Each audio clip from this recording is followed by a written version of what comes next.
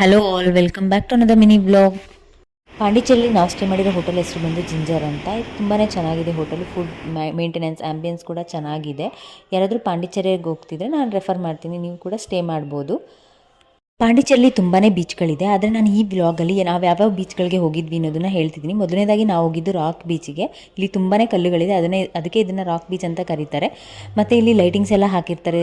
ಸ್ಟ್ರೀಟಲ್ಲಿ walk ಮಾಡೋಕ್ಕೆಲ್ಲ ತುಂಬಾ ಚೆನ್ನಾಗಿರುತ್ತೆ. ಅದಾದಮೇಲೆ ನಾವು ನೆಕ್ಸ್ಟ್ ಹೋಗಿದ್ದು ಇದ್ರ ಪಕ್ಕದಲ್ಲೇ ಇರುವಂಥ ಫ್ರೆಂಚ್ ಕಾಲೋನಿಗೆ.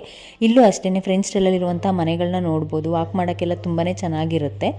ಅದಾದಮೇಲೆ ಇದು ರಾಕ್ ಬೀಚಲ್ಲೇ ಇರುವಂತಹ ಗಾಂಧಿ ಸ್ಟ್ಯಾಚು. ಇದು ಪಾಂಡಿಚೇರಿಯಲ್ಲಿರುವಂತಹ ಫೇಮಸ್ ಸ್ಟ್ಯಾಚು ಕೂಡ ಹೌದು.